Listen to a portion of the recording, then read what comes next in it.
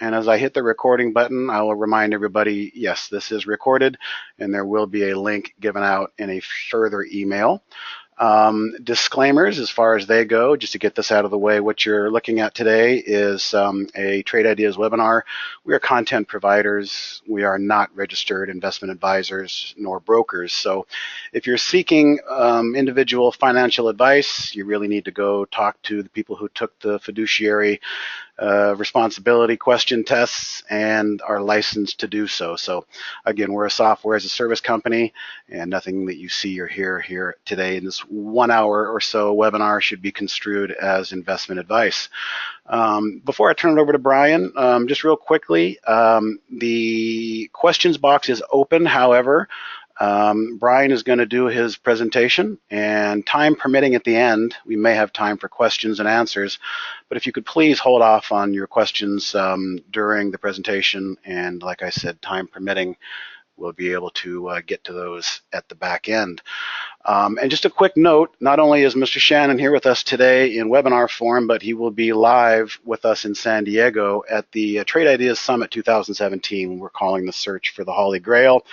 October 1st, it's a Sunday. We have a lot of speakers lined up, and Brian is also going to be the keynote speaker for us at that event as well. So if you like what you hear today and you want to hear some more in person, come on down to the Trade Ideas Summit. You can get more information right here at trade-ideas.com/live stream.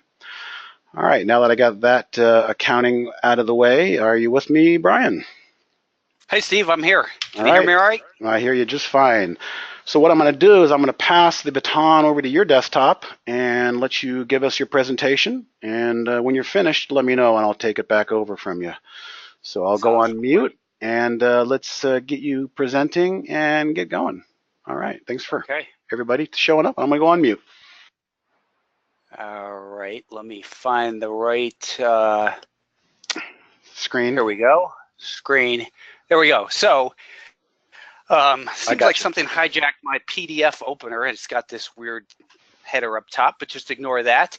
Let's just jump right into it. As Steve said, I've known Steve for 8 or 9 years, and I think I'd actually met David Affuriate from Trade Ideas maybe even more than a decade ago. Trade Ideas, for those of you who might have found this webinar today through my link, if you're not familiar with Trade Ideas, it's a fantastic tool. These guys have been doing it for, I bet you, 12 years now, and they've just got a phenomenal product. So be sure to check that out. I'm not going to get into a whole long intro about who I am. If you've seen my work, you've seen me on StockTwits on Twitter. I've been on CNBC and all the other places where people whose opinions are sometimes valued are showcased. I'm also the author of the book Technical Analysis Using Multiple Time Frames.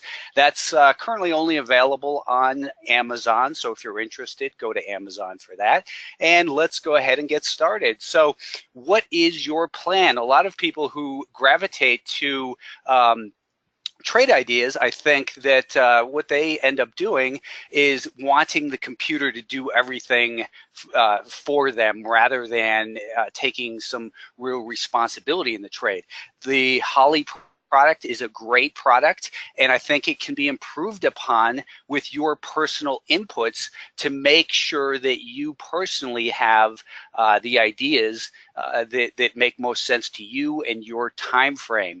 A lot of people, look at the market, and they've been saying this for years. I mean, it's just crazy how long people have been saying, well, it's only up because of the Fed. It's gonna end badly.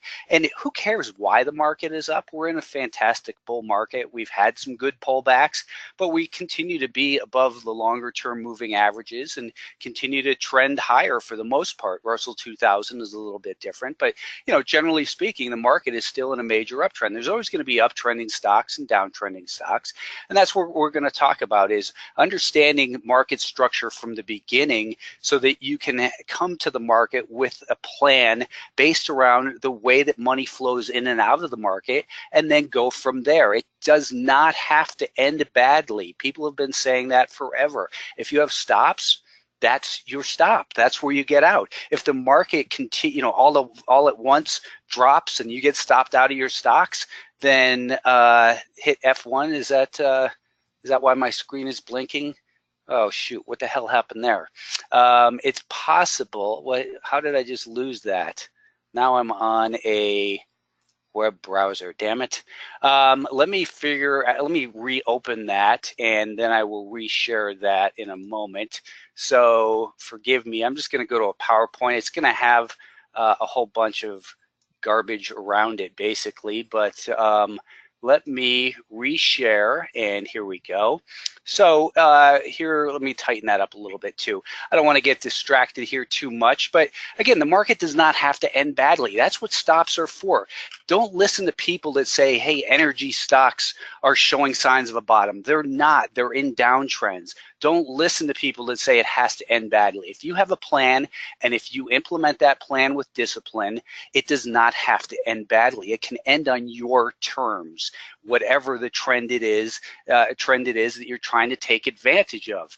So, ignore the headlines. Be aware of what the psychology of the day is, but basically, as I always say, only price pays, and that simply means that you can find all the reasons you want that the market should do this or should do that, but the market doesn't care about those reasons. At the end of the day, the only thing you get paid on is price action. If the market is up on light volume and down on heavy volume, be aware of that, but don't base your price decisions based on volume. You cannot bring the volume to the bank. They're not interested in cashing volume checks. So how do we make sense of it all? Number one job, regardless of our time frame, regardless of our strategy, whether you like to buy stocks that are trending, whether you like to look for stocks that are oversold and due for a bounce, there's no wrong way to make money in the market. You have to do what is right for you personally. I personally am a trend trader. I look for, my bread and butter trades are with the trends. I look for pullbacks within uptrends. I'm not a believer in buy the effing dip. I don't buy pullbacks. I buy after a pullback has settled down and begins to turn higher again. Our number one priority should always be to manage risk. I loved it when Alan Greenspan said that more than a decade ago, and I'm still using this tired quote, that he views his job as risk manager for the economy. That's what he viewed his job as. Our job is simply to manage risk on our individual stock positions, ETFs, options, Forex, whatever it is you trade that you're personally comfortable with. So what we're going to cover today, and I am going to make time for questions at the end. I'll be sure that regardless of how long I go on, I will have time for some questions. So please hold those. And by the way, if you are going to attend that event in San Diego at the end of September, I will not be presenting this same information. In fact, I'm pretty excited about what I'm going to present, so I will leave it with a teaser. What we're going to cover here today, though, is a quick introduction. I mean, we've only got an hour here, but we're going to talk about market structure, understand what your time frame is, the strategy that I say is my bread and butter trade, which is trend alignment, as you might have noticed from the title of the book. Technical analysis using multiple time frames, and trend alignment is what that's about, and coming up with our objective analysis based on price action, not based on it's down too much or subjective feelings, but on actual price basis risk reward analysis.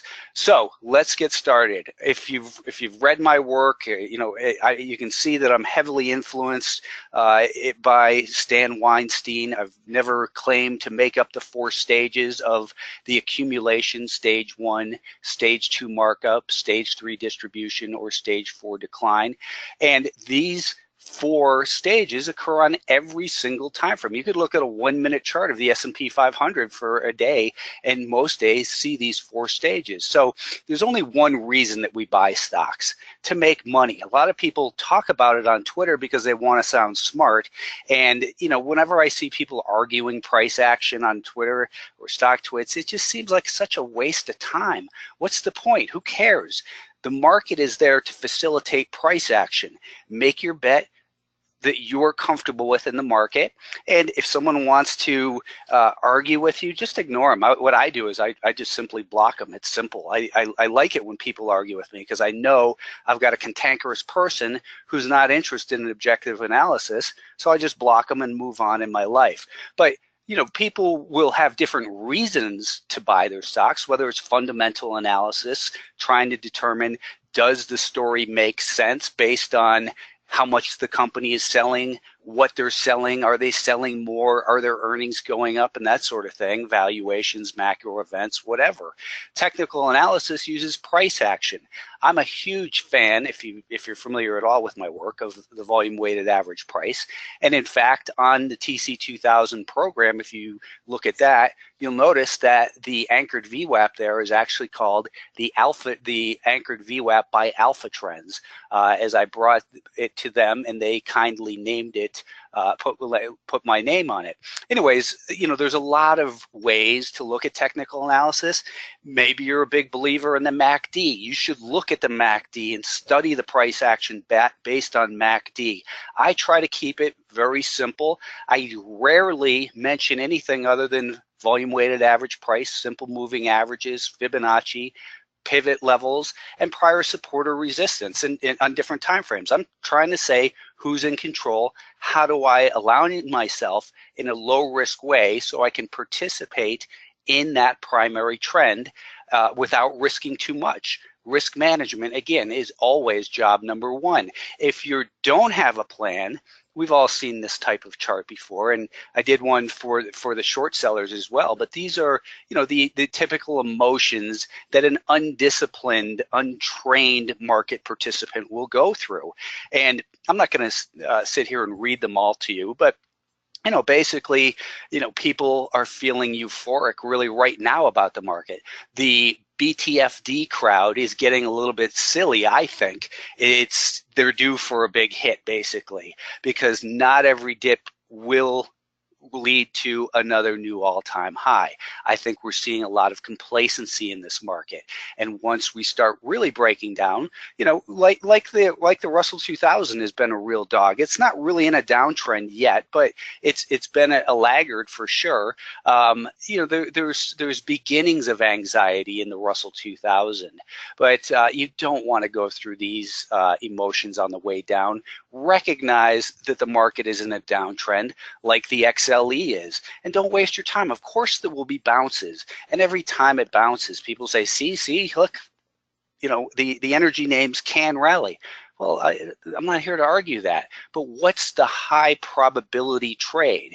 If the market is in a downtrend, the reason it's in a downtrend is because it's making lower highs and lower lows. It drops from 40 to 35, and then it bounces to 37, and then people feel smart because they buy at 36 and they got bailed out and made some money, but then it drops down to 32. The point is, in a downtrend, the sum of the declines will be greater than the sum of the rallies, meaning there is going to be more opportunity if you trade with the trend. If the market's in an uptrend, higher highs and higher lows, it accomplishes that by going from 15 to 20, pulls back to 17, runs to 23, pulls back to 21, the sum of the rallies is greater than the sum of the declines. There's more opportunity there. News and surprises tend to follow the direction of the trend. So yes, you can make money shorting stocks in an uptrend, and yes, you can make money buying stocks in a downtrend, but the odds simply aren't as strong. Why put yourself at a disadvantage from the beginning? If you expect technical analysis to be perfect, or if you are a person who, you know, you see people saying, oh yeah, technical analysis, that's great, it predicts, you know, great at predicting the past.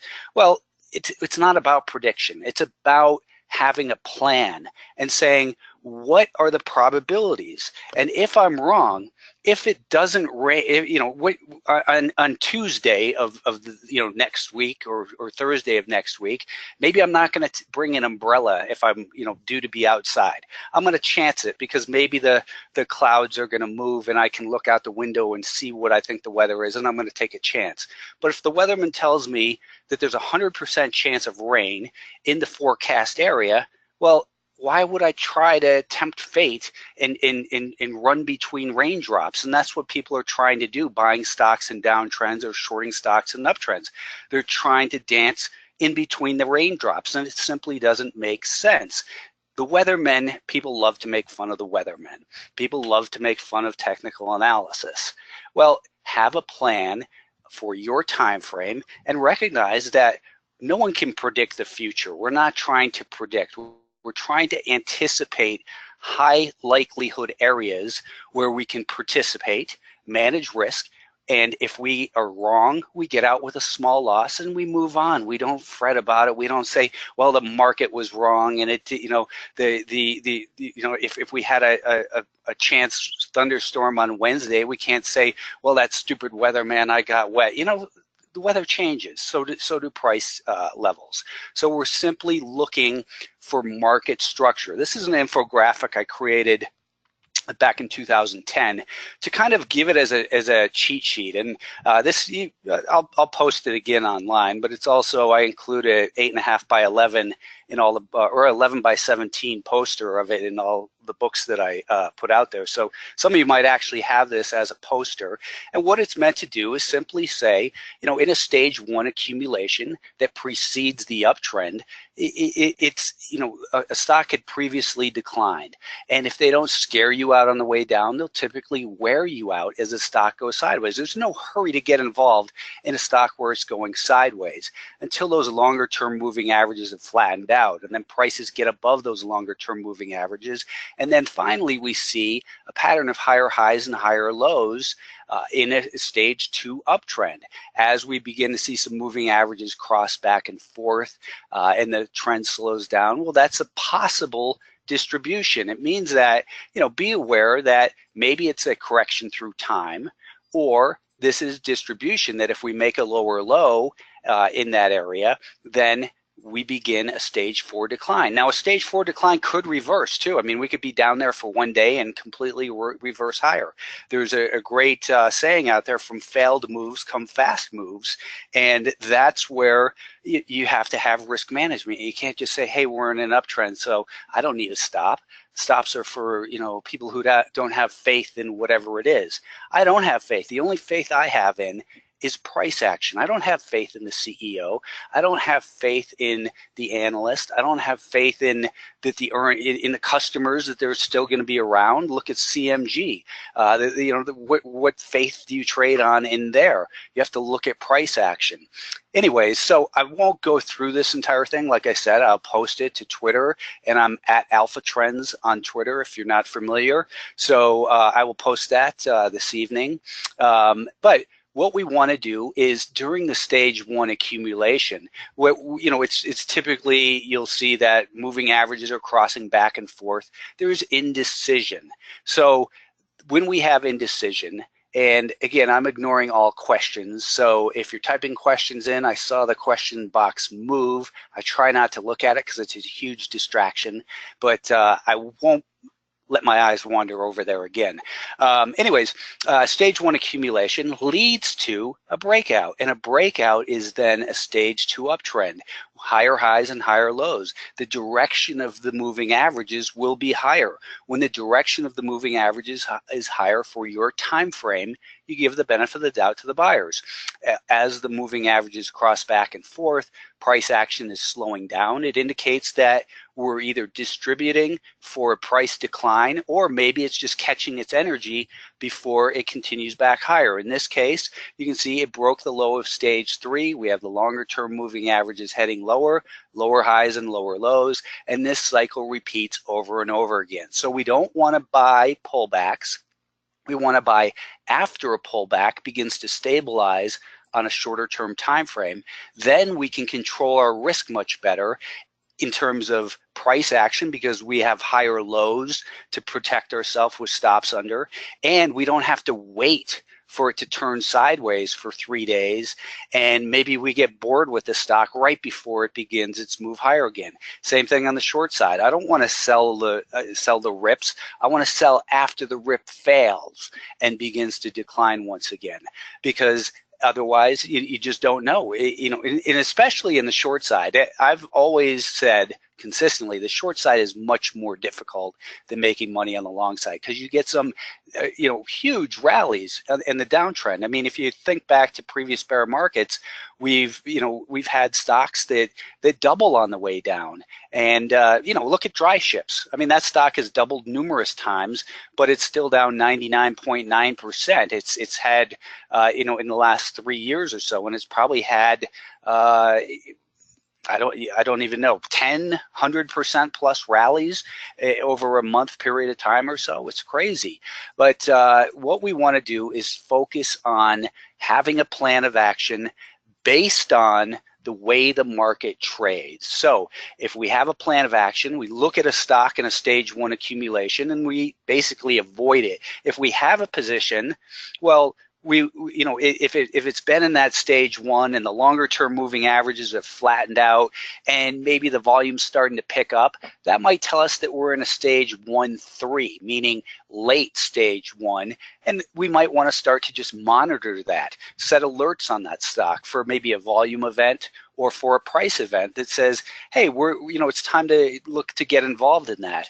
But if it's in a stage, early stage 1, well, then that's when you start to say, you know what, I'm going to cover my short positions in here, and I'm going to leave this stock alone. There's no reason to be involved in it. Just leave it be. Stage 2, though, when it breaks out, we want to buy. We don't want to chase the buy. If we miss the initial powerful big volume move, from 10 to 12, 13, $14 a share, then we will look for pullbacks. We'll start to monitor it on a shorter term time frame.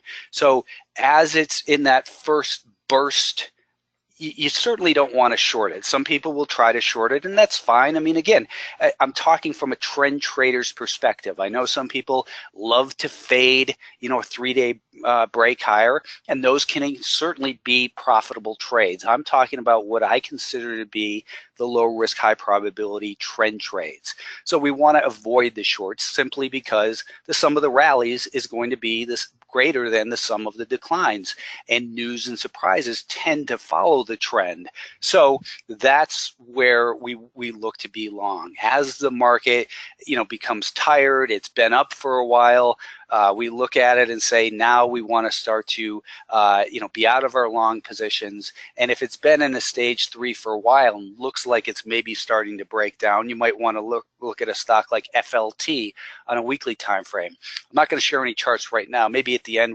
if we have time, but there's one that looks like it's time to start anticipating a short trade, because the stage 4 decline, lower highs and lower lows, is where we want to be short the market. So we're always either stalking a stock. We're anticipating that, hey, if it crosses above this high, then I'm going to get involved. So I want to anticipate in stage 1, participate in stage 2 on the long side, exit on stage 3 up for a long, and then anticipate a short, and then participate in the stage 4 decline on the short side, and avoid the longs in the stage 4 decline. Whether you're Warren Buffett or if you're a guy who is the absolute day trader, looks at tick charts all day long, you have to do what's right for you. Again, when you see people referencing stocks on any social media, I think most people reference stocks in an irresponsible way because they're not mentioning their time frame. In fact, it's kind of a pet peeve of mine that even subscribers to Alpha Trends, where I have a chat room, that I try to tell people, please frame your question. Just saying, what do you think of IBM isn't a real question. What do I think about IBM on what time frame? Are you currently long? What price do you have it at? Are you concerned your profits are going to be taken away from you? Where are you looking to put a stop? Where are you looking to add? Are you looking to short IBM? Please help me help you with a little bit of reference, because if I just say, oh, hey, IBM's a good company, but it's in a downtrend, that answer doesn't help you either. If you want a good answer, you have to ask a good question. So your time frame is up to you. what I try to focus on, and I actually I actively steer people from aggressive day trading because it's extremely difficult. The more decisions you make, the more likely it is that those the emotions are going to creep into it because you're not as experienced maybe as at making those decisions on micro time frames. But your time frame is up to you. If you're a scalper, you're in and out several times a day. Day trade could be, couple hours, minutes, maybe up to the full day. A swing trade ideally lasts more than a day trade. What I look for is low probability, low risk, high probability swing trades in the direction of the primary trend. It's my intent to get in at what I perceive to be a low risk area, and if I can stay in the stock without getting stopped out for the day, if I got stopped, if it was a day trade, most likely it was an unsuccessful trade. But I will transition it to more than a day trade if the market allows me to. How does the market allow me to? It tells me by saying it didn't hit your stop. It's okay to continue to hold this if you still feel comfortable that your stop is in the right place. And I'll look to hold stocks. Typically, about 10 days or so is really, I sometimes maybe up to 3 weeks, but generally up to about 10 days. That's the way I personally trade it. I scale out of stocks on the way up, and I look for, again, low risk, high probability trades. Longer term, several weeks to several months, I don't have it in me. It's not in me. Maybe it's ego. I don't know why, but I like to have my money employed in ideas that are working at that moment. Or if I see a stock that I think it's going to go from 10 to 20, well, I know it's not going to go straight 10 to 20. It's going to go 10 to 13, pull back to 12 and a half, and then maybe I buy it for 13 and a quarter. I'm happier avoiding the short-term pullbacks. That's me personally. I personally don't like to trade any commodity-related stocks. I don't like gold stocks, gold gaps every single day. You've got supply and demand for the underlying asset, the gold or the silver or whatever, and then you've got the supply and demand for the individual stocks. To me, there's too many factors. What is the ECB doing? I don't know, and I don't care. The Fed, we've got to deal with them because they're here. But I'm not interested in what's going on in other countries. I trade U.S. equities. That's what works for me. I don't like stocks that gap up. I don't trade ADRs. And so figure out what it is that works for you or doesn't work for you. Maybe you just like trading penny stocks. Maybe you hedge. I don't hedge. To me, hedging is to get out. My hedge is that I can get out if I see things are wrong. I don't believe in hedging a trade. Either I'm right or I'm wrong. I take partial op. If I feel uncomfortable about the market overall, then I will, but I still see a long setup I like, well, I will hedge my bet by taking a smaller bet, but I will still have a stop, and I'll be comfortable with that. Understand we're in a higher risk environment. Therefore, I shouldn't trade my full position size, but I still like the trade, so I'm not going to convolute it with different option strategies. That's what works for me. I'm not telling anyone what they should do. That's up to you to decide. Only you know which types of stocks you should trade. Some people say, well, I don't like trading $3 stocks, and sometimes you mention those on Alpha Trends. Okay, then don't trade them. Some people say, well, I don't like trading $200 stocks, but sometimes you mention those. Cool, don't trade them. Why would I care? Trade what's there for you. Make the trade your own, I love to say. So in swing trading, generally speaking, the way I view it is, and I've just got a chart here, and this actually happens to be a 30-minute time frame with a 65 period moving average. That's a 5-day moving average. I think that swing trade should be implemented in the direction of the swing trade, the intermediate term time frame, which to me is best represented by the direction of the 5-day moving average. Now, I never ever look at a 5-day moving average on a daily chart, meaning I don't look at the last 20 days and put a 5-day moving average on it. I only look at a 5-day moving average intraday, because that way I have an actual full 5 days no matter where I look at it. So in other words, if the market's been open half a day, well, I'm going to get 4 full days, half of today and half of the day, the second half of the day from 5 days ago in that calculation. I don't have to wait till the end of the day to know where the 5-day moving average is. The 5-day moving average on a daily chart is only accurate once per day, and that's at the close. So what we look for is a good risk reward, meaning I'll risk $1 to make maybe $2.50. Average daily volume, I don't like to look for stocks that trade less than 500,000 shares a day. I'm not a big believer that you have to look at the level 2 screen. I think it's optional, and really the only times I look at level 2 are right when I'm about to enter a trade. So what I'll do is I'll say, if I want to buy a stock at $35.40, let's say breaking above $35.40 is an area that I've looked at as short-term resistance, that if it breaks, I believe that buyers take control. So what I'll do is I'll set an alert at, what did I say, $38.40? Let's say I did. I'll set an alert maybe at $38.35. That way I'm not caught off guard. It hits that 40-cent level, and then it just runs 15, 20 cents real quick. I don't want to be the clown who's chasing it 20 cents higher. To me, that's sloppy trading. So I want to know before it hits my level, and then I want to start to watch it more carefully. And that's the only time I'll really look at a level 2. I'll look for depth. I'll look for speed of the tape and that sort of thing. And then it's position management, risk management and money management. Risk management, how much do you put into each trade? Money management, where do you put your stops? That's up to you. There's all kinds of general ideas, never more than 10. Most people say 10% per idea. I think that's too little personally, but I've been doing this a long time, and I know that I can handle taking the risk. Never risk more than 1 or 2% of your portfolio. So if you have a $100,000 account, no more than $20,000 per idea, and no more than $1,000 to $2,000 risk. To me, that's a big stop. I typically have pretty tight stops.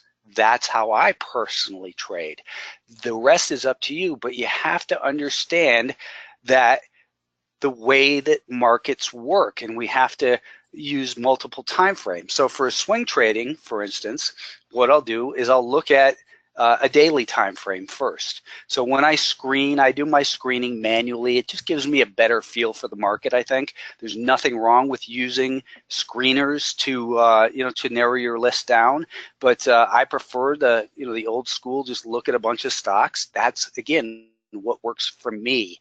So I'll look at daily charts. I look at the time frames actually on multiple screens, where I can see 4 or 5 actually different time frames at once as I scroll through my stocks. But basically, to identify whether or not the stock is a good trading candidate, whether there's a trend, or if maybe it's just in a stage 1 accumulation or a stage 3 distribution, I can quickly avoid those stocks by looking at the daily chart. What I generally look at on a daily time frame, super quick, is what's the direction of the 50-day moving average. If the 50-day moving average is declining, I'm generally not going to look to buy that stock. If the 50-day moving average is advancing, I consider that innocent till proven guilty, and I'll look at that as a potential trade candidate. I'll then drill down to a shorter term time frame, maybe a 130-minute chart, meaning there are 3 equal periods per day. The market's open for 390 minutes. So if I use 130 minutes, there's going to be 3 equal candles per day. If I use 65-minute charts, I will have 6 candles that are of equal length. If I use a 60-minute chart, I'll have a candle that's created by data from 9:30 to 10, and then I'll have 6 other candles that are created with an hour's worth of data. To me, that's a flawed way of looking at the market, especially if you're using any oscillators, indicators, moving averages, because you're giving that first half hour of the day equal weight to each successive hour, but it's only a half an hour. or a 30-minute time frame. So a 30-minute time frame is really the one that I prefer. There are 13 equal 30-minute periods each day. So over 5 days, we have 65 of those 30-minute time frames. That's how we get our 5-day moving average on a 30-minute time frame. Anyway, on that intermediate term time frame, be it the 30-minute, the 65, whatever, I want to look at it and say, what's the intermediate term trend? Where has it come from? Where does it have the potential to go? If I see that the stock has just rallied 3 points and it's a prior level of what was support, I'll look at it and go, you know what, the risk reward probably isn't that good. But if I look at it and say, hey, the stock rallied from 40 to 46 and it pulled back to 43. Now it's bumping up against 43 and a half 3 times in the last 2 days, and it's making successively higher lows coming up to that level. Now I want to anticipate. I'm going to start to plan my trade and say, now I want to buy it above that, the break of that 50-cent level, and my stop will go at 95 cents or whatever the most recent relevant higher low was. So that's where I start to plan my trade. And when I start to, so that's where I identify on the longer term time frame, anticipate and plan on an intermediate term time frame, and then where I choose to participate, I start to drill down to shorter term time frames. What's the direction of the volume weighted average price for the day? Well, if the stock is below a declining volume weighted average price, I want to wait till that volume weighted average price at least starts to flatten out, and then I know that the buyers have the potential to regain control for my timing time frame. That is where I'm going to enter today. I want to make sure that I get in at the best time so I have the opportunity to control my risk as little as possible. Again, people are typing stuff in and I'm not reading it, so you might as well save your energy typing. But trend alignment concepts, whether you're a day trader, swing trader, long-term investor, if you're a long-term investor, you ought to look at the trend of the last 10 years using monthly candles, then go down to weekly candles, and then look at a daily time frame, and maybe that's where you do your timing for your long-term stuff and say, I don't mind having a 15% stop because I'm looking to hold this stock for 3-5 years or whatever it may be. For a day trader, you might only have to look at the last 30 days using 30-minute, 15-minute candles. That could be your long-term trend. Then an intermediate term trend could be found on a 10-minute time frame. In the short term, you'll use a 1 minute, or you'll use a hey Nick, I'm going to kick you out if you keep asking questions, because it's annoying to see it over to the side. So quit typing things in, please. Sorry if that sounded rude, but it's annoying and it takes me off my focus. So make the time frame each trade your own. Whatever your time frame is, it's irrelevant to me what time frame you trade. I'm not here to convince anyone that they should be a swing trader, a day trader, investor, or whatever. That's your personal goals. It's your money. You should care about it and take advantage of whatever works best for you personally.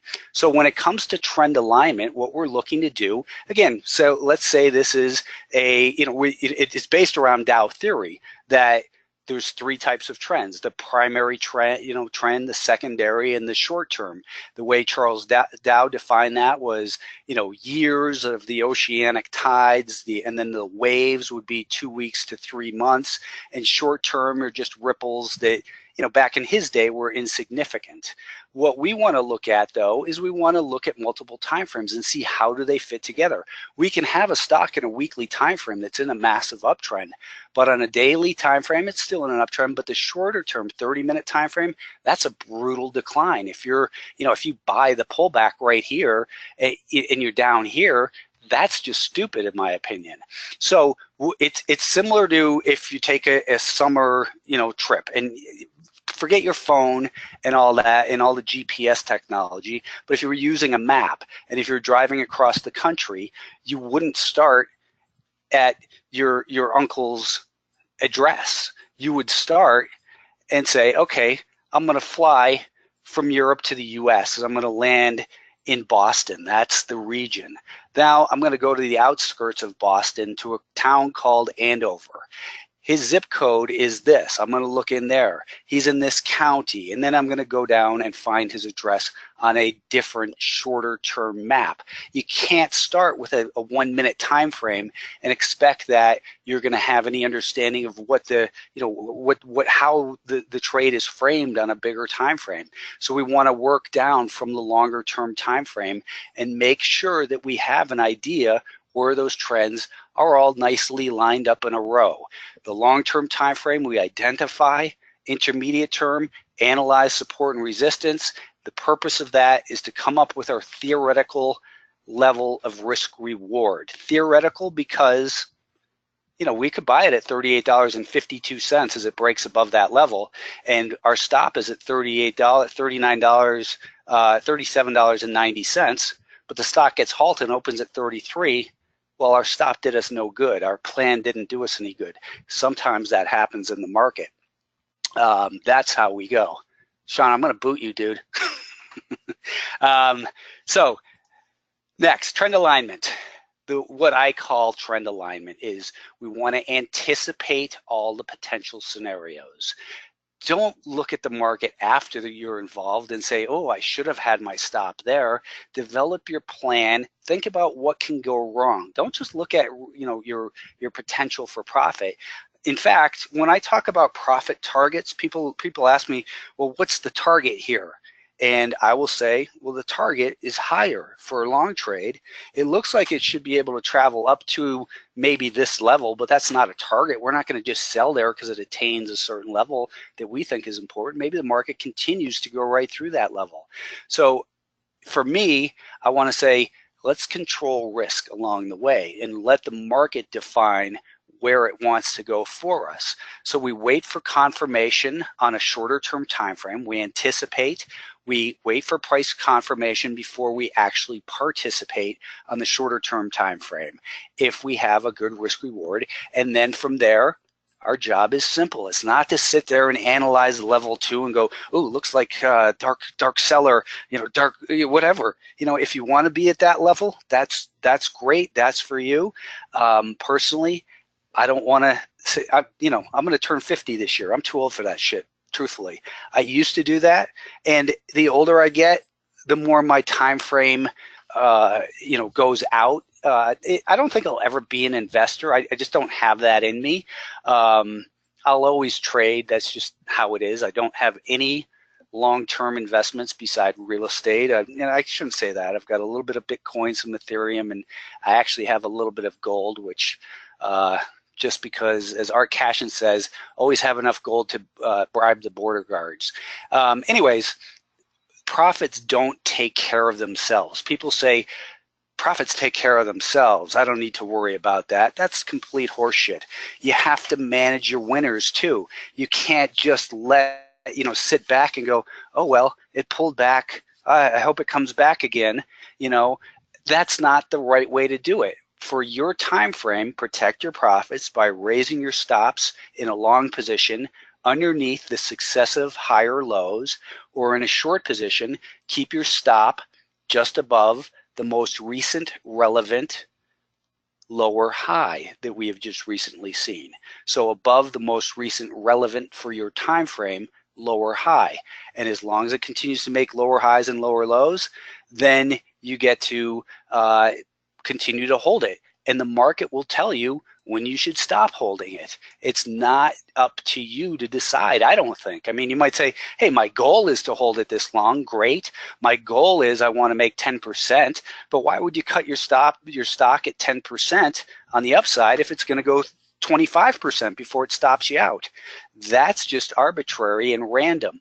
There's no such thing. Well, there's not no such thing. Some people say, limit your risk to 7%. Okay, that's a popular one. Why 7%? What does 7% mean? It's better than no strategy at all, but underneath the most recent relevant higher low for your time frame makes a whole lot more sense than just arbitrary percentages. So what we want to do is we want to look at a stock like this one that's in an uptrend. It's got a rising 50-day moving average. Amateurs sell their stocks underneath the 50-day moving average when the 50-day moving average is rising. And because they're considered innocent till proven guilty. We've seen that over and over again. Look at the SMH, the semiconductors. How often? I think probably in the last 2 years, we've dipped underneath the rising 50-day moving average for a period of 10 days, and after those pullbacks, the market has ripped higher. Now, the last time, not so much, so maybe we're getting a little tired up here. But the point is, when it pulls back, we don't want to just blindly pull back. Instead, we'll look at a 30-minute time frame. So this yellow highlighted area is this area right here with 30-minute candles. And it shows that the 5-day moving average is declining. So we're going to avoid that. We don't want to short it because the primary trend is higher. Amateurs short under a break of a 50-day moving average that's rising. When it starts to turn sideways, we say, okay, where does it make a higher high above a flat to rising 5-day moving average? That's where I anticipate that I want to participate. So you have your plan. You say, I'm going to get involved in there. I'm going to set my stop maybe underneath this higher low. And as long as it's making higher highs and higher lows above a rising 5-day moving average, I'll hold it till it breaks down over here. That's the idea of a swing trade and letting the market tell you how long to go. Here's a stock with a rising 50-day moving average. It's up on big volume in here, turned sideways. So you look at that on a shorter term time frame. This red line here on the daily time frame is the same red line on a 30-minute time frame. So we buy the higher high above the flat to rising 5-day moving average, put our stop under here, and then we raise our stop underneath these successive higher lows. That's how you listen to the message of the market and let the market be your master. The market doesn't care about what we think. If stock in a downtrend with a declining 50-day moving average, and people, amateurs, look at the XLE, because people were crowing about the XLE a month ago saying, hey, it's above the 50-day moving average. And I was very clear that and posted on Twitter, when you have a declining 50-day moving average, expect the rallies to fail. So instead, you look at it and say, okay, we got the dumb longs involved in here most likely. I'm not going to short it just because it's in this area, but instead I'm going to look at this area and start to anticipate. I'm not going to short it as it's rallying. That's just dumb. Instead, we're going to let it distribute, break down below the low of this stage 3 in the shorter term time frame, here being 30-minute time frame, and we've got probably 3 weeks worth of data here. And I want to participate as it breaks down and then exit somewhere lower as the market continues lower and tells us when to get out. So when it comes to the trade setup, the first thing you should look at anytime I see a ticker that I'm unfamiliar with, maybe I have my eyes on stock twits, and I saw this yesterday and showed it. I won't mention, and I actually regretted that I mentioned the person who said it on Twitter, because they said, wow, look at this stock. It's really booming. So right as soon as that was there, I looked at it and I saw that it was up about $2.50, and this was later in the day. So I copied that tweet and posted it into the chat room and said, watch this be the top. And it was at 41.35. I think it went to maybe 41.40, and today it was down at 38 and change. The point is, I wasn't trying to make fun of that person, because I have a lot of respect for the person who was on there, but they got excited. They got excited after. So I looked at the stock and said, where had it come from? And it had been up maybe 6% the last 2 days, and this person was getting excited. You have to ask yourself, has it expended a lot of energy? Is it, when you feel yourself really getting excited, that's when your spider senses should tingle to say, hey, wait a minute, if I'm this excited, who's left to buy at this point?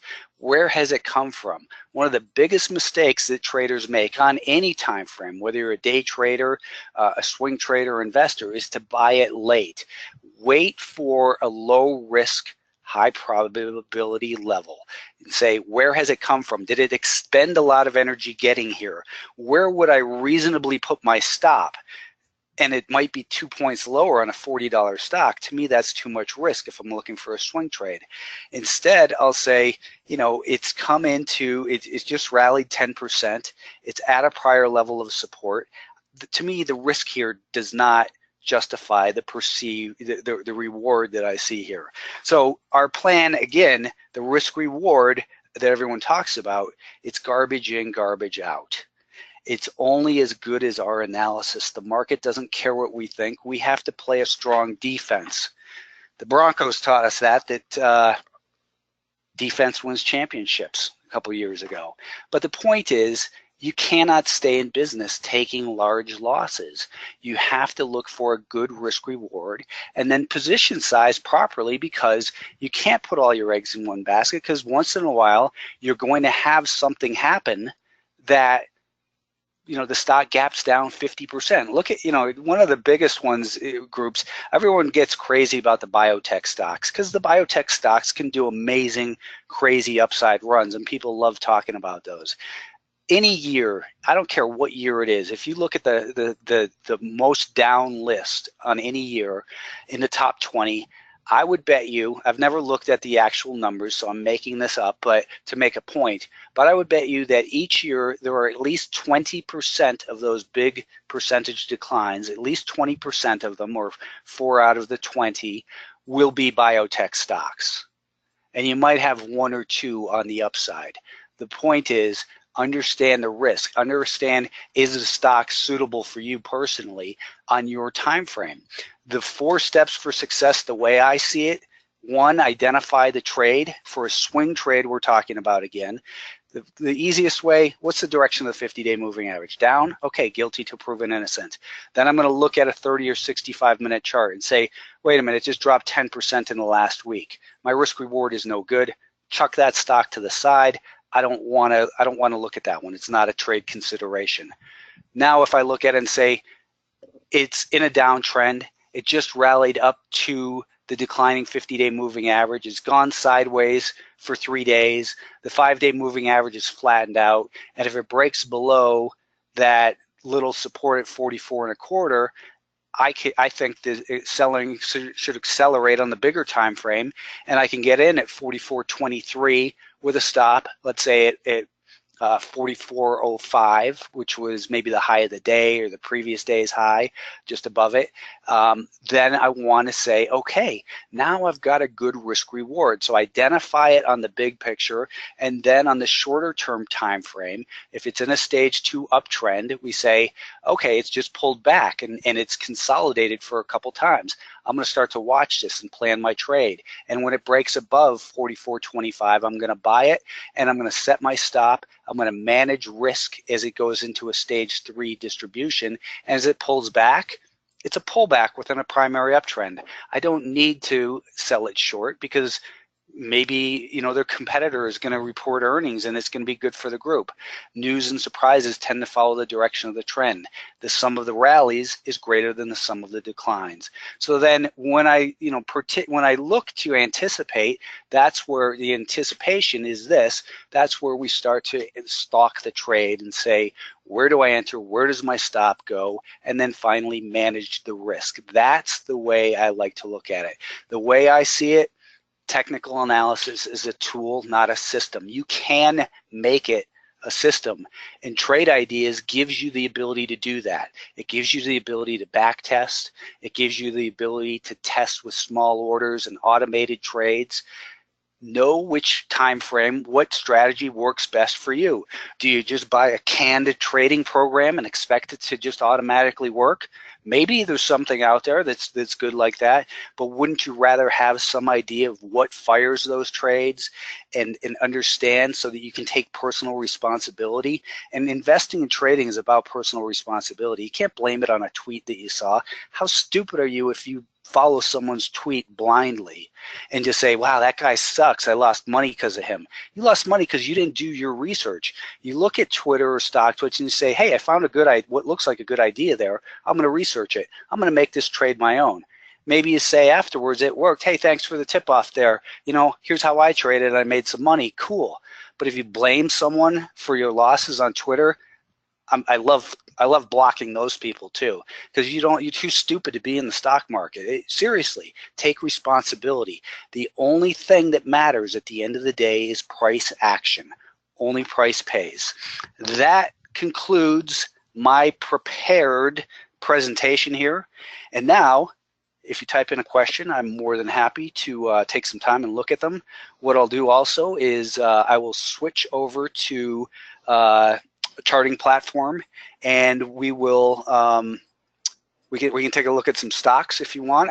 I'd prefer that we actually talk about concepts here rather than, hey, Brian, what do you think about this stock or that stock? And if you ask me, then I know you didn't pay attention, and I won't answer it anyways. So any questions? Can you type in a link to a resource on VWAP?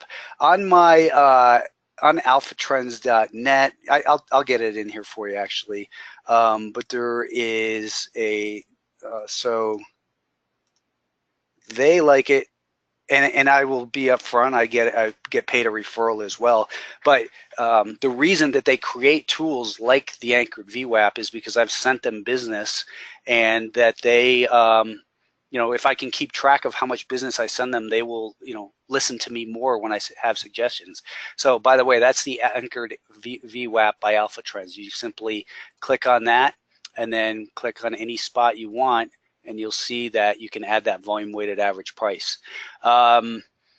Can you show us an example of a trade where the daily is in an uptrend and the 30-minute setup for an entry? Well, you know, we got involved in ATI yesterday, or I'm sorry, not yesterday, the day before yesterday. So what we did in here was the daily time frame was above a rising 50-day moving average, and as I pointed out to people, the setup here was we had an inverted head and shoulders pattern. We're not trading it because of that pattern, but it's nice to know. We had the market, you know, in this uptrend, this resistance became support. If we look at the longer term time frame, part of the consideration was that there were 28 million shares short, which equals to 13 days to cover. So when we looked at the daily time frame, we then looked down to a 30-minute time frame, and what I had pointed out in here were a couple of things. One, the volume weighted average price from that gap, we had gotten back above it on our entry right here. We were buying it above this peak right here because that's where it made a higher high above a flat to rising 5-day moving average.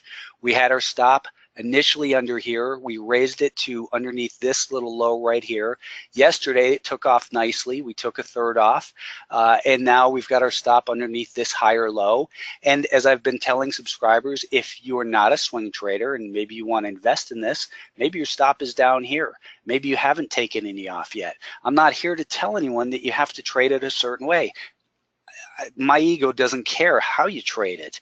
Just don't lose money. First thing is understand the logic of the trade and manage risk for your personal time frame. Why do I use a 5-day VWAP? I don't use a 5-day VWAP. I use a 5-day moving average. A VWAP I use from since a move. So for instance, if we look at the SPY, and where did the SPY find support today? The volume weighted average price from this most recent move, that is from this high to this low, and as I pointed out in a tweet last night, where this market found resistance yesterday afternoon was, or where, you know, it just started to encounter that first area of resistance was a 61.8% retracement, as well as the volume weighted average price from this peak over, that's not what it was, I forgot my level. Anyways, the point was that we want to use multiple tools together to get the highest probability trades. Recording will be available. Let's see, in researching what fundamentals do you pay attention to? Basically none, Mike, but if I'm going to look at fundamentals, you know, sometimes I'll see a stock that I want to know a little bit about. What I do is simply look at the revenues and the earnings and say, are they selling more stuff, and are they making more money selling that stuff? If the revenues and earnings are increasing, to me, those are the only fundamentals that matter. Do I prefer simple or exponential moving averages? averages. Is there any difference? I use simple moving average, and I don't think there's any difference whether you use a 50-day simple or exponential moving average. They're going to be in about the same place. I don't use them as a system. I'm not going to buy so for instance, here on a 15-minute time frame, this is your 5-day moving average. I'm not going to buy a pullback to a 5-day moving average. I'm not going to sell a rally to it. I'm going to use it as a reference point. What's the direction? I'm not trying to use it as a tool to decide when to purchase exactly. It's a reference point. It tells me you want to start paying a little bit more attention because it is at this. It has just advanced 61.8% of this rally here, and that's where you want to look at. Okay, where has it come from? It's come from 242 up to 245 and a half.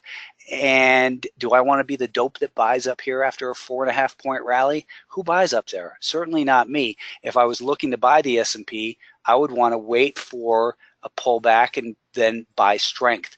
Or, so I want to be a buyer here. I don't want to be on a buyer here, or because that could be this level and it just keeps going. And you never know which time it's going to be. So I'm getting a lot of questions. I doubt I'll have time for all of them. Just to let you know, it is being recorded as well. Over the years, have you found a strategy to lessen the risk of a large overnight gap against your position? Well, Bruce, that's mainly, I guess, based on market conditions. If the market is in a pullback mode, then I'll lighten my exposure. But avoiding biotech stocks is a great way to avoid a big gap lower. So position sizing and selling partial positions into strength is one of my main strategies for managing risk. John says, great presentation, structure, flow, trends, and timeframes. Thank you, John. Glad you enjoyed it. What would be the smallest time frame you would use for an entree, I think you mean entry, set up for a potential breakout? Well, sometimes I'll even look at, down to a 1-minute chart just to get that real detailed level. I'll say, wait, what is that level? Maybe I'm making this up, but maybe I want to buy, that's not what I meant to do. Maybe I want to buy above that level. So, but I could also see that level on the 2-minute time frame. And I could probably see it on a 5-minute time frame. So I'll look at multiple time frames just to get that real crystal area. Great presentation. What do you think of VestorVest and its multitude of scans? I'm on a trial period. I've never even done a trial, Richard. I don't know. So maybe you could tell me what you think. I love your trading technique. Want to master it myself. Well, I hope you have a copy of my book, Amazon.com, Technical Analysis Using Multiple Time Frames. What's your opinion of stochastic? If stochastic helps you make money, you should absolutely use stochastics. I personally don't, not because I don't think it's useless, but it's not necessary for the way I trade. So I've looked at it. It hasn't added value to me personally, so I don't use it. But if you use it and it helps you, then continue to do that. You're welcome, Zayed. In chapter 18 of your book, you talk about your routine. Is this routine the same today as it was in 2008? Or as if it changed, can you talk about anything you might do differently? Kevin, you know what? The honest thing is, it really hasn't changed. So what he's referring to in chapter 18 of my book, I talk about scanning manually. And once a week, I go through what I call my master list of stocks, which are about 500 or 600 stocks. I'll add it and delete stocks. So as I go through it, I'll take stocks off that maybe gap down and they don't look like they're going to be, they'll be dead for a while, and I don't want to waste my time on them. I might look at the new high list once in a while and, add stocks to that. But I'll look at it each week and then get it down to my weekly list. So on my weekly list, what I do is I try to look at stocks that I think are going to have a reasonable, I try to look at the chart and imagine what might make a good setup over the next 5 days. If I don't see something as potentially making a good setup over the next 5 days, then it doesn't go onto my weekly list. So that weekly list will be about 150, 180 stocks. And at the end of each day, I look through those 150 stocks, and I can show you we have a position in ATI, we have a position in CSTM. So, I'm looking at a daily chart, but if I don't see anything on the daily chart as far as resistance, I'll say, well, what about the weekly time frame? And then I look at the weekly time frame and I say, hey, what is this? Stage 2 uptrend, stage 2 distribution, stage 3 decline. If they don't scare you out on the way down, you're an idiot. But forget that. That was a useless comment. They will wear you out. But when a stock breaks out, and now we're above a rising 10, 20, 30, 40 week moving average, it's in a stage 2 uptrend on the weekly time frame. Maybe this stock is heading up to $16 a share. So then I'll look at the daily time frame and say, what's the volume pattern? It was up on big volume, followed by a consolidation in here on lighter volume. Then we had a big surge in volume, followed by lighter volume consolidation. So I'm looking for that alignment of trends. Like Etsy looks like it has the potential. We've been involved in Glue. We're involved in A. We got involved in GoGo today. This looks like a good, 19 million shares short, 42 is a short interest. It looks like it's just breaking into a stage 2 uptrend on the weekly time frame.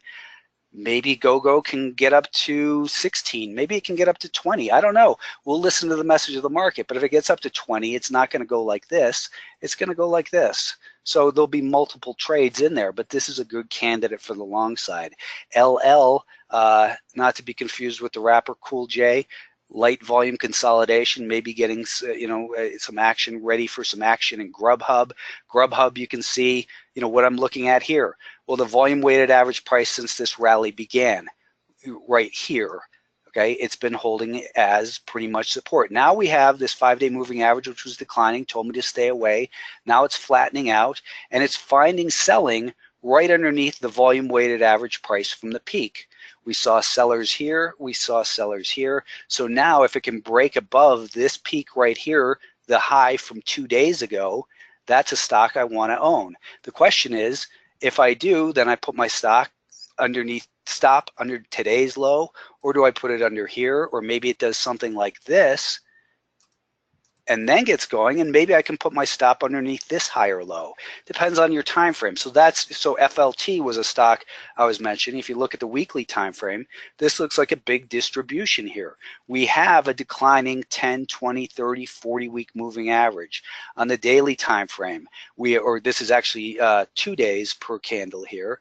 The volume weighted average price from this low, let's just go back on the 1 day. So the volume weighted average price from this low has been acting as resistance a little bit here just last week. That tells me the average price since the 2016 low, the average participant is losing money. So let's drill down to a 195-minute time frame. What about from that May low right in here? If it breaks down below this level, this is where I think it starts to break down. Worst case, stop up here. It looks like a good candidate for short sale. So let me get done with that. Let's see, tons of questions here. Not a chance I'm going to answer them all. Let me just say that in advance. And maybe I spent too much time on that one. If we do analysis on moving averages, consider some political news will change the direction of the moving average temporary, like recent days back, bad news. What is the action in that plan?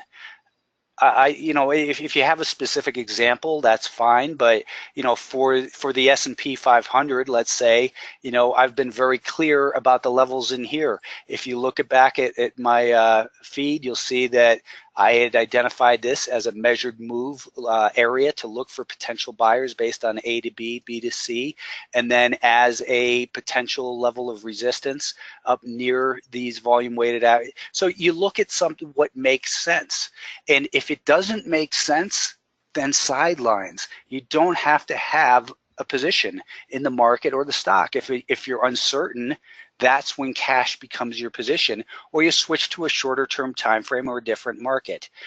Nicholas says VWAP equals POC, not correct. Point of control. That's something else. Are moving average crossovers on your radar? Yes.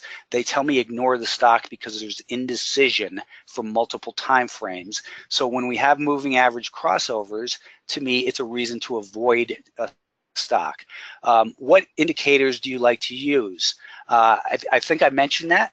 I use price, I use volume, moving averages, volume weighted average price, a little bit of Fibonacci, and that's generally about it. So someone's asking me about somebody else's theories. I'm not going to go into that because I'm not familiar with his work, so I can't give you that answer, Kevin. What formula do you use for intermediate term trends? For example, 130, 65, 30 period for equal time frames. Can you post the equation calculations for the 5-day moving average on 60-minute, 30-minute time frames, for example? Burton, I will say that do a Google search, Alpha Trends 5-day moving average. You'll find it there. Do I use Elliott Wave? No, I do not. Do you try to profit around earnings releases for dates for tickers? No, I don't. I don't trade. I view earnings as too much indecision. I'm looking at price action. I'm not trying to bet on the company. I'm trying to bet on other players and their reactions and anticipate them. When you have an event that can just completely throw a wrench in it, I want to steer clear and avoid the shrapnel.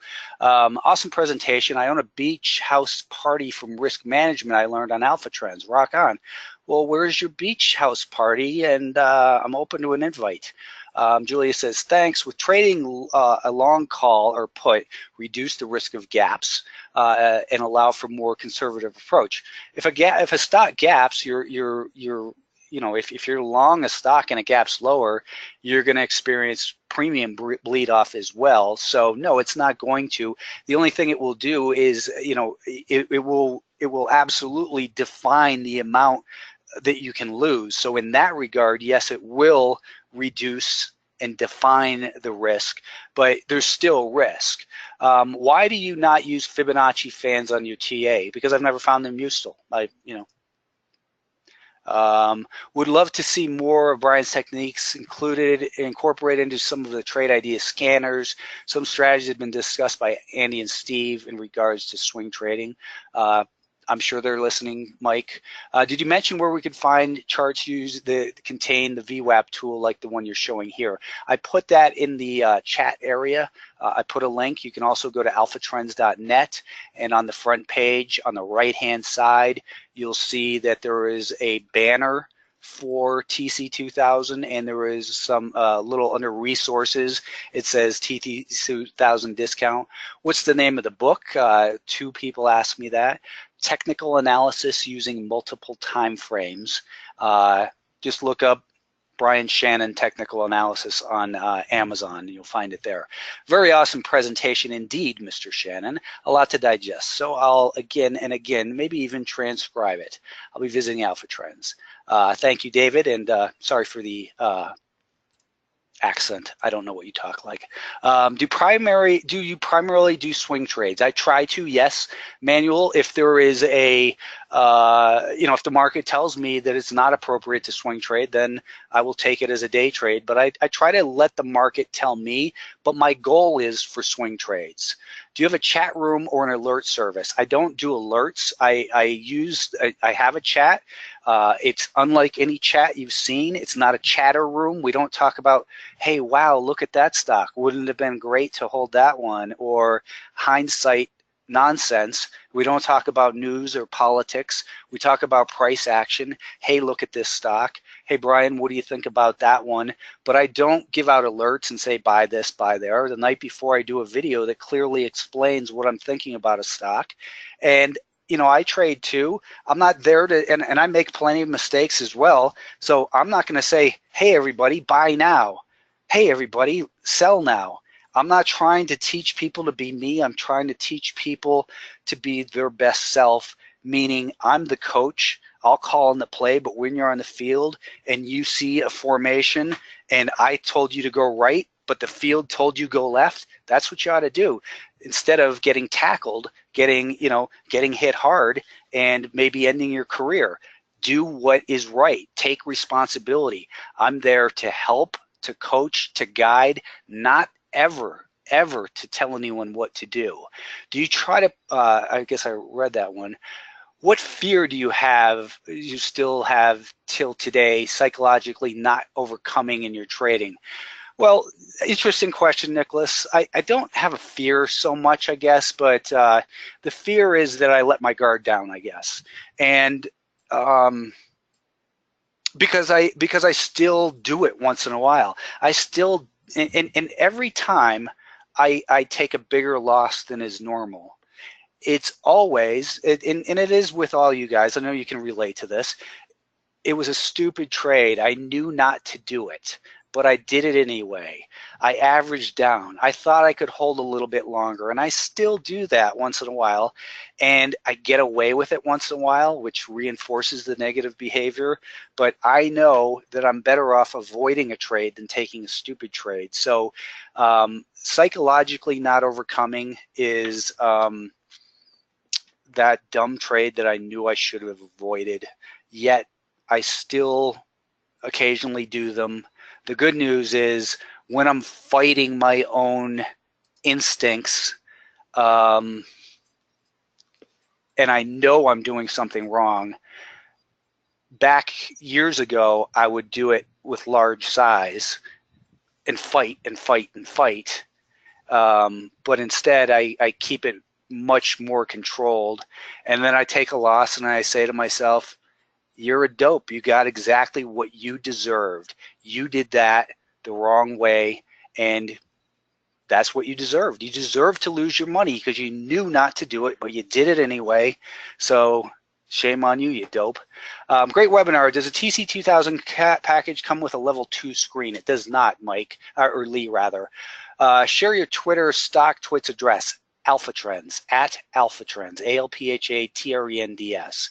Thank you, Brian. Sorry for the question about somebody else. Oh, that's no problem. I'm not familiar with his work. I know he has a very good reputation, and I retweeted him the other day and said he's a good follow, in fact. Your book is by far the best in my trading journey. Thanks for being so kind and generous with your time. Well, thank you for that nice compliment, Kevin. Do you still have a course? I do. You can find that on alphatrends.net. Do you think there's a difference between behavior of stocks in different price ranges? I do, and in volume ranges as well. Sometimes you see the smaller stocks actually trade more cleanly than a big stock, where you are going to see that there are a lot more programs on it and that sort of thing. Where do we sign up for your stuff? My stuff can be found at alphatrends.net. Where do we find info on the event in San Diego? I'm sure Steve will share that with you. There is, I've tweeted it. I will tweet it more as the date gets closer, but I'm sure you can go to tradeideas.com and find it there. Do timeframes deal with the future? Only if you anticipate what the potential scenario is. There's nothing that's going to tell you the future, Marguerite, but you can look at it and anticipate and form your plan based around that. That's what we, so we anticipate, and then we wait for price confirmation and before we actually participate, and then our job is to manage risk. We're, ideally we'd like to say, yeah, I can predict, then I would win this $400 million prize in the lottery, but we can't, so we can manage risk. Kevin says, you talk about the Terra Nova trade value in the book. Went to this site, it's not up anymore. That's because Terra Nova was a brokerage firm and they've been bought and sold 3 or 4 times. Are there any other programs to evaluate trade stats? I'm not sure, Kevin, but I think that Steve is still on, probably listening, and there might be that in Trade Ideas. And someone who works with Trade Ideas, Dave Mabe, he has a program, I think, that does that. But you could probably just Google that and find it, trade analysis stats. And again, thank you, fabulous info, Brian. Surprised some people don't get about your book. It's classic, and I'm a new trader. Thank you. Thank you, Kevin. What's the average length of a swing trade? Ideally, as long as possible, because it continues to move in the direction, but average length, probably 2 to 5 days. What's your biggest loss and why? I wrote an article about that before, so just Google Brian Shannon big loss or something like that. Do you use Hike and Ashy candles? I don't. How can we get in your chat room? alphatrends.net. Magnificent webinar. Thank you, Marguerite. Very good presentation. Thank you, Burton. What's your historical risk reward ratio on swing trades? Well, that's a good question, David. I mean, my win rate has been, I think this maybe is what you're talking about. My win rate has generally been about 52 to 53%, and the profitability comes from cutting losses and holding the winners. What was your best year and why? Percentage-wise, probably early on, because it was a small account and I was naive, and I was, had the benefit of a bull market, and not a good appreciation of risk management, thinking I was really, super good. Is the shares float something you look at before entering a position? Does it change your approach? No, to me, it's just a 20-day average of volume. What's the average of the last 20 days is what I'm looking for. I realized I clicked over missed another question, which was, does technical analysis equal apply to bond prices? I believe it does, Michael. I believe it does for any object, any trading vehicle out there, that we're looking at, the aggregate of the participants, and that they, we're trying to anticipate what the crowd does next based on price action. My yearly average over the last 5 years is irrelevant to what I'm teaching you and what you do with this information, Gerardo. I'm not here to sell performance. I'm here telling you education and how to make yourself a better trader. Sounds like Steve is back on the line, and that's the last question. So if you type it in, it's too late. Yep. I was just chiming in there as I noticed you did a wonderful job of knocking out pretty much everybody's question on there got answered. So what I'm going to do, Brian, and of course, thank you for that great presentation. I'm going to take the screen share back here real quick. And if there's any additional information, is there, like Brian said, at Alpha Trends is his Twitter handle. You can probably ask questions there. alphatrends.net is the website. If you guys feel that you had more questions, you can follow up and reach him there. Before we go, again, he will be out in California on October 1st, speaking at the Trade Ideas 2017 Summit. He'll be our keynote speaker, and if you missed the earlier portion, the stuff he's talking about today is not going to be what he's talking about here. He's got a whole new stack of content and up-to-date, fresh ideas, so a nice tease on that. So again, Trade Ideas hosted the webinar today, and we want to thank you guys for showing up. We have a free trade of the week that comes out in your email box every Monday morning. It's free to sign up. You can sign up at trade-ideas/free. And that's about it. Anything else you want to add, Brian? No, nothing. Thanks for having me on. I'm really looking forward to the October event. A lot of respect for all the people that work over at Trade Ideas. I've known a number of them for a bunch of years, and good, honest, ethical people. So take a look at their program if you haven't taken it. Steve tweets out some discount codes once in a while, and I will give those a retweet here and there. So take advantage of that. Yeah, if you want to reach anybody at Trade Ideas, info@trade-ideas.com is your best bet. I want to thank everybody for showing up. This was a packed house today. Brian knows how to fill the seats, and he answered every single one of your questions. It's been a while since I've seen that in one of these webinars, so good on you, Brian. Look forward to seeing you at the end of September, October 1st, and with that, I'm just going to stop the recording and the webinar. So thank you very much for attending, and thank you, Brian. Yep, thank you.